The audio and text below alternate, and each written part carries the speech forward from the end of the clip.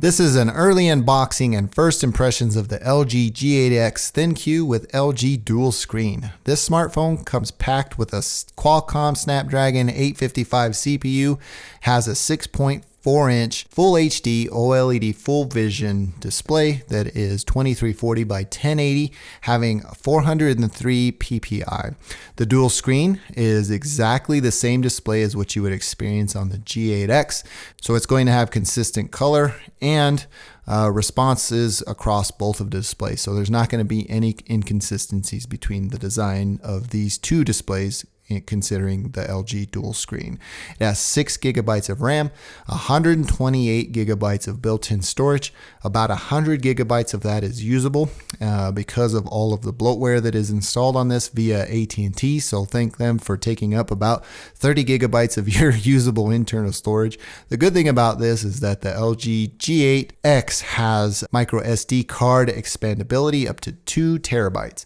There are 2 rear-facing cameras. One is a 12 megapixel standard f1.8 that comes in at about 78 degrees of field of view.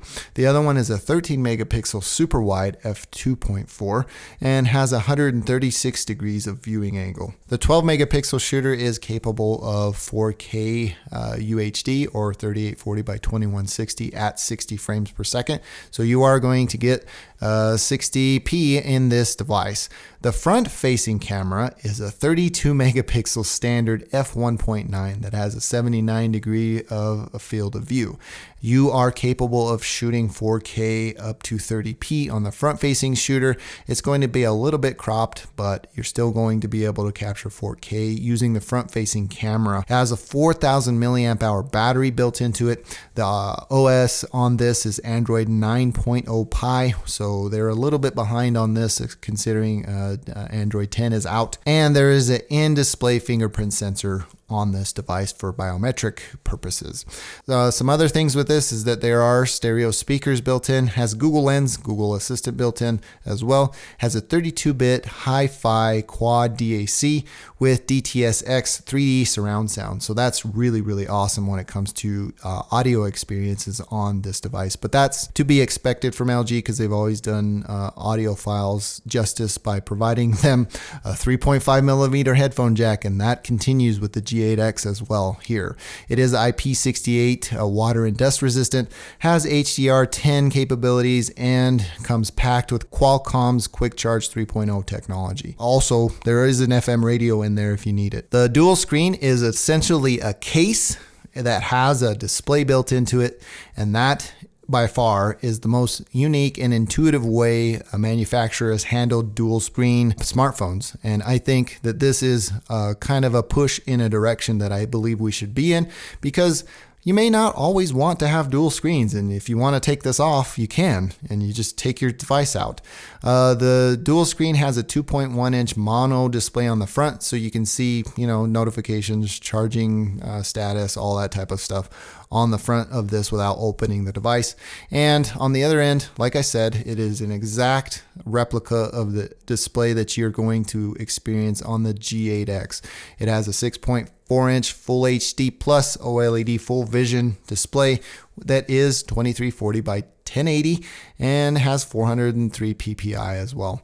It has a USB contact type that is magnetic. You have to take this little adapter and snap it into place. That's like a MagSafe on a MacBook Pro or something like that, and you plug in USB type C to charge this thing. The cool thing about this case is that it is capable of wireless charging as well. So you're going to get a lot with this case that is essentially the dual screen. I'm going to say this again because I think LG has really stepped out of the box on this one and provided us an idea to move forward into the future with. Having the dual screen display built into a case so you can still use the device outside of that case is if you don't want that second display. You're not bought into that. And the LG G8X is a really fine smartphone on its own, but adding this second dual screen display is really, really awesome, and it just adds to the usability of the device. The usability of this second display is actually pretty practical. The 360-degree freestop hinge allows you to flip this thing in any direction and consume your media on it. And that's really nice to have. They really took a practical approach to this. They matched the display size, and it has seeming like a seamless style amongst both. There is no confusion of either one. You could really mistake either one of the displays as the actual smartphone, because that's how high quality the display is in this case. And that's really something to take note of. I think manufacturers are going to copy this and move forward with it and improve upon this design. They all laughed at the LG G8 when people were waving at it, but look at the Pixel 4 and Pixel 4 XL now. They have actually implemented radar motion sensors in it so you can wave above your device and take control of it. So, I mean, LG is kind of pushing the boundaries here with this case, and it's actually pretty good for a first iteration of this idea of a smartphone with a second display. I really like it. In closing, there is a lot to talk about with this device, and I don't think I could do it justice in this first impressions, because I've literally only had this phone for about 3 hours.